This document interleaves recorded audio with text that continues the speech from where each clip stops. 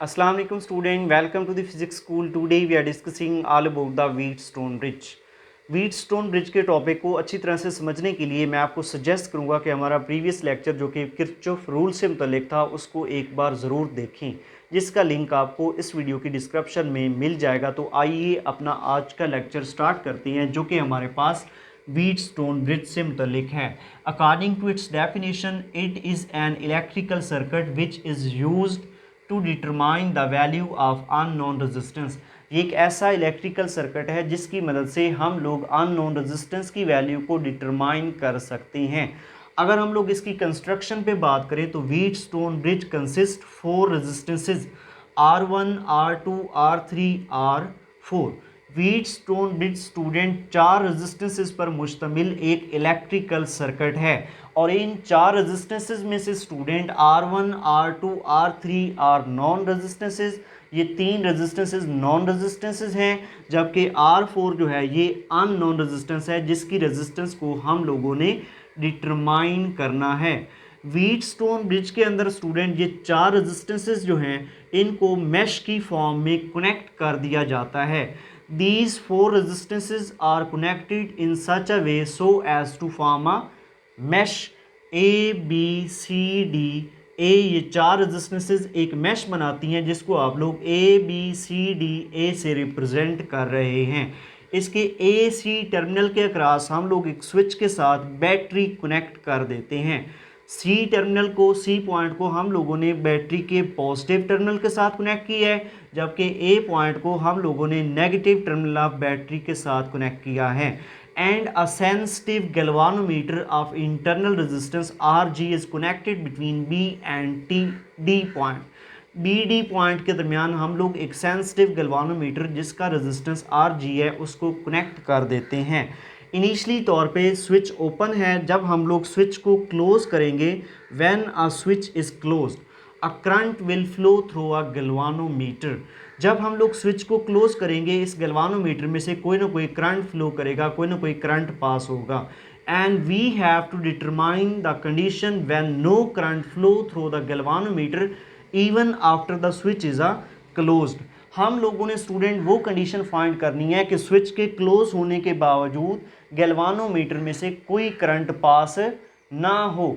इस मकसद के लिए हमारे पास ये जो R1, R2, R3 non resistances हैं इनकी रेजिस्टेंसेज को हम लोग इस तरह से एडजस्ट करते हैं कि गैल्वानोमीटर में से कोई करंट पास नहीं होता। और वो कंडीशन जब गैल्वानोमीटर में से कोई करंट पास नहीं होगा तो इस व्हीटस्टोन ब्रिज की इस कंडीशन को हम लोग बैलेंस्ड कंडीशन का नाम देते हैं। बैलेंस कंडीशंस के बाद हम लोग R4 की वैल्यू को डिटरमाइन करने के लिए इस व्हीटस्टोन ब्रिज सर्किट को एनालाइज करेंगे। इसकी एनालाइजेशन के लिए हम लोग किरचॉफ सेकंड रूल या किरचॉफ वोल्टेज रूल इस सर्किट पे अप्लाई करेंगे। किसी भी सर्किट को एनालाइज करने के स्टेप्स होते हैं। हमारे पास जो किसी भी सर्किट को एनालाइज करने का पहला स्टेप है वो ये है कि सर्किट में गिवन लूप्स को डिफाइन किया जाए। तो इस व्हीटस्टोन ब्रिज सर्किट के अंदर हमारे पास जो पॉसिबल 3 लूप्स बन रही हैं वो हमारे पास कुछ इस तरह से हैं।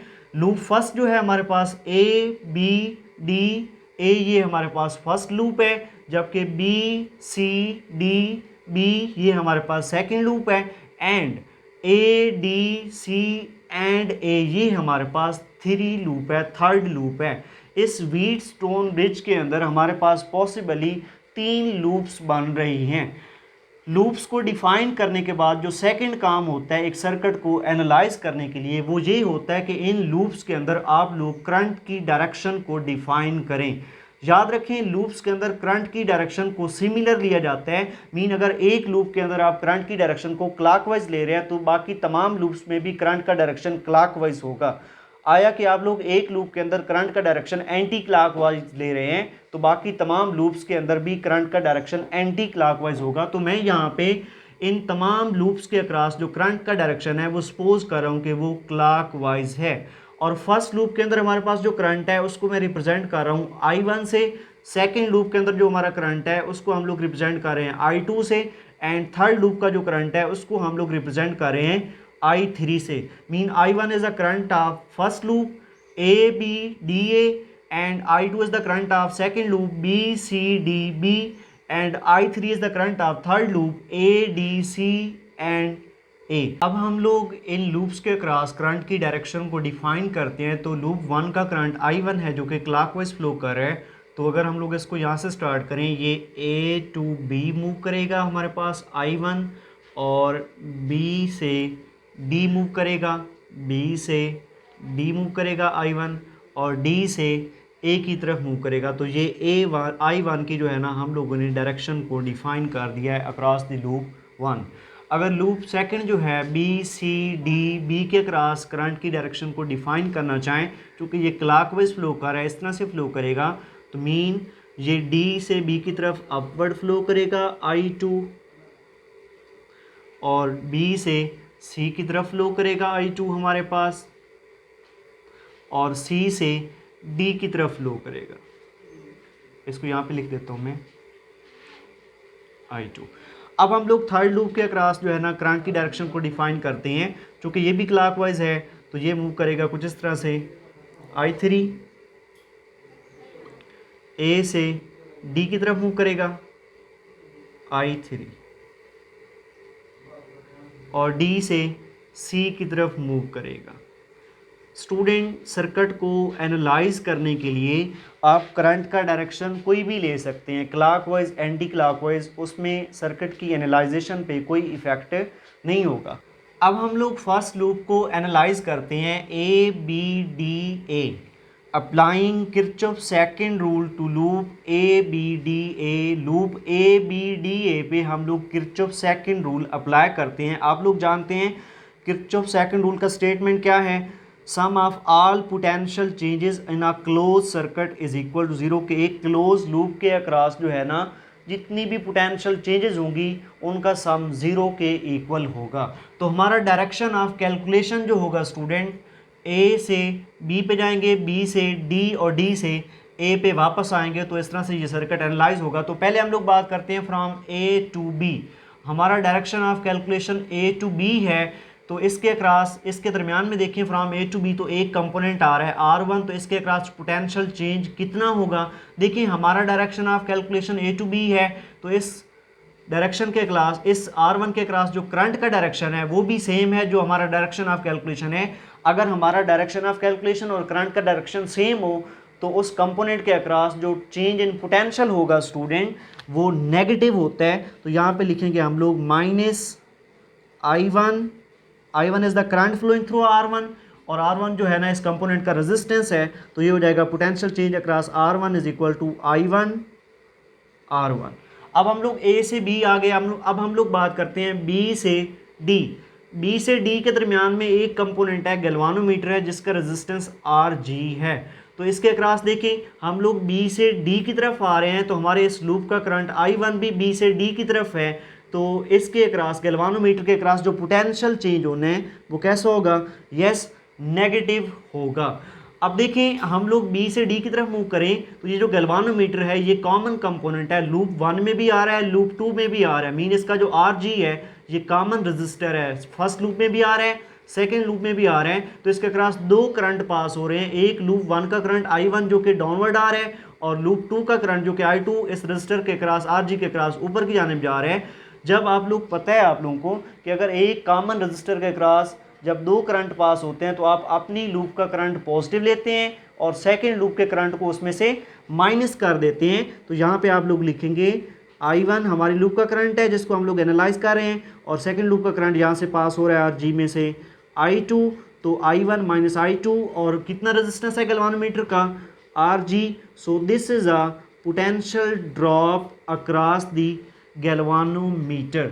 अब हम लोग B से D आ गए, D से A की तरफ मूव करेंगे। जब D से A की तरफ देखें तो यहाँ पे भी एक कंपोनेंट आ रहा है R3, और ये R3 भी कॉमन रजिस्टर है, ये लूप 1 में भी है, लूप 3 में भी है, तो इसमें से भी दो करंट पास हो रहे हैं। D से A अगर हम लोग देखें तो हमारा डायरेक्शन ऑफ कैलकुलेशन D से A है, तो हमारी लूप का करंट भी D से A मूव कर रहा है, तो R3 के अक्रॉस पोटेंशियल ड्रॉप कैसा होगा, यस नेगेटिव होगा। अब इसमें से दो करंट पास हो रहे हैं I1 और लूप 3 का करंट, क्योंकि 3 में भी आ रही है ये वाला रेजिस्टेंस, लूप 3 में भी लूप 1 में भी, इसमें से दो करंट I1 हमारे लूप का करंट जिसमें हम लोग कैलकुलेशन कर रहे हैं, I3 थर्ड लूप का हमारे पास करंट है, तो आप लोग जानते हैं जब एक रजिस्टर कॉमन हो उसमें से more than one current flow कर रहे हूँ तो अपनी लूप का करंट जिसमें हम लोग कैलकुलेशन कर रहे हैं उसको पॉजिटिव लेते हैं और सेकंड लूप का करंट जो उसमें से होगा उसको उसमें से माइनस कर देते हैं। तो ये हो जाएगा I1 माइनस I3 और रेजिस्टेंस कितना है R3। So this is a potential drop across R3। देखें ए से बी, बी से डी, डी से ए पे आए तो कंप्लीट ये लूप एनालाइज हो गई। तो sum of all potential changes in a close circuit किसके इक्वल होता है, जीरो के इक्वल होता है। तो इस इक्वेशन को आप लोग नाम दे दें 1 का यहाँ पे। अब हम लोग सेकंड लूप को एनालाइज करते हैं applying Kirchhoff second rule to loop B C D B. Loop B C D B पे अब हम लोग जो है ना किरचॉफ सेकंड रूल अप्लाई करेंगे स्टूडेंट। यहाँ पे देखें अब हमारे पास जो डायरेक्शन ऑफ कैलकुलेशन होगा बी से सी की तरफ आएंगे, सी से डी, डी से बी। तो बी से सी एक कंपोनेंट आ रहा है R2। अब देखिए हमारा डायरेक्शन ऑफ कैलकुलेशन बी से सी है तो हमारे इस लूप का करंट भी बी से सी की तरफ मूव कर रहा है तो इसके अक्रॉस पोटेंशियल ड्रॉप जो होगा वो नेगेटिव होगा। तो हमारे पास कितना पोटेंशियल ड्रॉप होगा R2 के अक्रॉस, इसके अक्रॉस करंट I2 फ्लो कर रहा है, रेजिस्टेंस R2 है तो पोटेंशियल ड्रॉप हो गया यहाँ पे I2 R2। This is the potential drop across R2। अब C से D की तरफ जा रहे हैं। देखिए हम लोग C से D की तरफ जा रहे हैं, हमारा direction of calculation C to D है तो हमारी ये सेकंड लूप का करंट भी C to D मूव कर रहा है। तो यहाँ पे C से D के दरमियान में एक कंपोनेंट आ रहा है R4 तो इसके क्रॉस पोटेंशियल ड्रॉप कितना होगा नेगेटिव। पोटेंशियल नेगेटिव क्यों है, क्योंकि हमारी डायरेक्शन ऑफ कैलकुलेशन और हमारी उस लूप का जो करंट है वो कैसा है, सेम है। तो उस केस में पोटेंशियल ड्रॉप नेगेटिव। तो देखिए R4 जो है ये कॉमन रजिस्टर है, लूप 2 में भी आ रहा है, लूप थर्ड में भी आ रहा है। इसमें से एक करंट I2 पास कर रहा है और थर्ड लूप का करंट I3 भी इसमें से पास हो रहा है।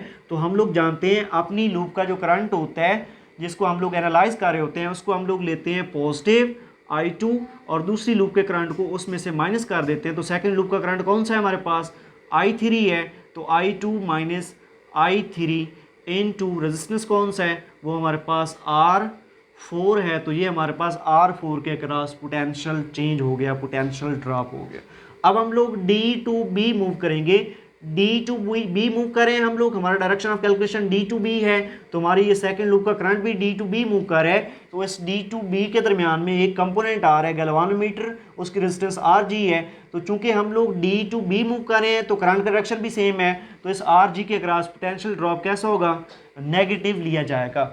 अब देखिए ये जो Rg है गैल्वानोमीटर कॉमन रजिस्टर है, कॉमन कंपोनेंट है, फर्स्ट लूप में भी आ रहा है, सेकंड लूप में भी आ रहा है। इसमें से I2 करंट और I1 करंट पास हो रहे हैं। तो हमारी जो लूप है जिसमें हम लोग कैलकुलेशन कर रहे हैं उसका करंट है I2 और सेकंड लूप जो है उसका करंट है I1। तो अपनी लूप जिसमें आप लोग कैलकुलेशन कर रहे होते हैं उसका लूप पॉजिटिव, उसका करंट पॉजिटिव और सेकंड लूप जिसका करंट अगर है तो उसको हम लोग नेगेटिव लेते हैं। तो ये हमारे पास इनटू आ जाएगा Rg।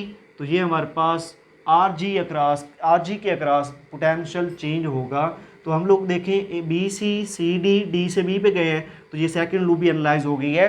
Some of all potential changes किसके इक्वल होंगी according to second Kirchhoff rule, तो वो हमारे पास आंसर है उसका वो 0 के इक्वल होंगी। तो इस इक्वेशन को हम लोग नाम देते हैं इक्वेशन 2 का। देखिए व्हीटस्टोन सर्किट में हम लोगों ने 3 लूप बनाई थी लेकिन हम लोग इन 2 लूप्स को एनालाइज करके अननोन रेजिस्टेंस R4 की वैल्यू को डिटरमाइन कर सकते हैं। देखिए मैंने बात की थी कि स्विच को हम लोग क्लोज करेंगे, R1 R2 R3 की वैल्यू को इस तरह से एडजस्ट करते हैं कि गैल्वानोमीटर में से जो पास होने वाला करंट है IG उसकी वैल्यू किसकी इक्वल होनी चाहिए, उसकी वैल्यू इक्वल हो जानी चाहिए 0 के। तो इस कंडीशन को हम लोग नाम देते हैं balanced conditions of balance condition of Wheatstone bridge का।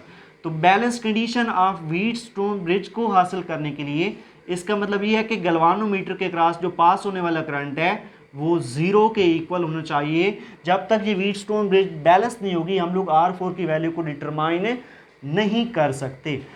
IG mean current through galvanometer 0 होगा। गैल्वानोमीटर में से 2 करंट पास हो रहे हैं I1 एंड I2। हम लोग गैल्वानोमीटर के क्रॉस जो है पोटेंशियल ड्रॉप निकाल चुके हैं, ये वैल्यू थी I1 माइनस I2, ये भी गैल्वानोमीटर में से करंट है या आप इसको यूं बोल दें I2 minus I1 into Rg। तो आप ये कह सकते हैं कि गैल्वानोमीटर का जो करंट है उसमें से 2 करंट पास हो रहे हैं I1 I2। So Ig is equal to I1 minus I2 ले लें या I2 माइनस I1 ले लें, तो ये किसकी इक्वल होना चाहिए? Balance condition of Wheatstone bridge के लिए गैल्वानोमीटर में से कितना करंट पास होना चाहिए? Even that the switch is a close zero. तो इसका मतलब ये हुआ कि IG is equal to I1 minus I2 which is equal to zero. तो यहाँ से हम लोग अगर इसकी वैल्यू लें तो मतलब हुआ I1 is equal to I2, I1 I2 के इक्वल है। तो इक्वेशन 1 के अंदर देखें I1 माइनस I2, जब I1 I2 के इक्वल है तो मीन I2 की जगह पे I1 पुट कर दें, तो ये वाली जो है हमारे पास पोटेंशियल ड्रॉप अक्रॉस RG, ये किसकी इक्वल हो जाएगा? जीरो।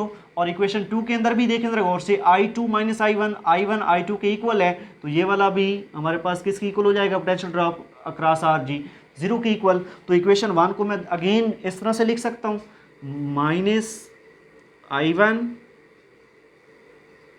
R1 माइनस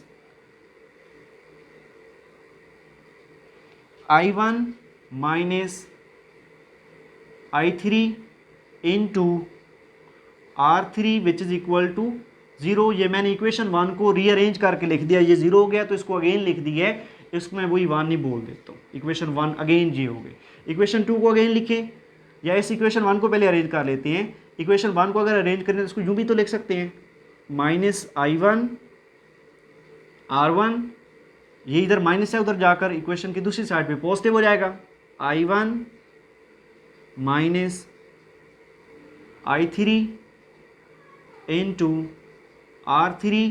इस इक्वेशन को इक्वेशन 3 का नाम दे देते हैं। सेम इक्वेशन 2 जो है, यहाँ पे ये चीज़ जीरो हो गई है, तो इसको रिमेनिंग अगर दोबारा लिखना चाहें, ये हो जाएगा minus I2 R2 minus I2 minus I3 into R4 which is equal to zero. ये वही इक्वेशन 2 है। ये जो I1 I2 के इक्वल हुआ था तो ये टर्म जीरो हुई थी, तो इसको दोबारा मैंने यहाँ पे लिखा है, तो इसको आप यूँ भी तो लिख सकते हैं, ये जहाँ पे माइनस है इक्वेशन की दूसरी साइड पे जाके पॉजिटिव हो जाएगा, minus I2 R2 equal I2 minus I3 into R4, equation हो गई 4। ये चीज़ हो गई स्टूडेंट। अब देखिए हम लोगों ने काम क्या करना है, इक्वेशन 3 को डिवाइड कर दें बाय इक्वेशन 4, डिवाइड 3 बाय 4। इसकी लेफ्ट साइड के नीचे लेफ्ट साइड को डिवाइड करेंगे इक्वेशन 4 का, और इक्वेशन 3 की राइट साइड के नीचे इक्वेशन 4 की राइट साइड को डिवाइड करेंगे। ये हो जाएगा माइनस I1 R1, इसके नीचे इक्वेशन 4 का आएगा left side, minus I2 R2, equation 3 का 3 मतलब left side I1 minus I3 into R3, और इक्वेशन 4 का लेफ्ट साइड राइट साइड जो होगा, सॉरी ये वाला, इसके नीचे लिखें I2 minus I3 into R4। Minus minus से कैंसिल हो गया। आप लोगों ने पढ़ा है बैलेंस कंडीशन में I1 किसकी इक्वल है? I1 is equal to I2।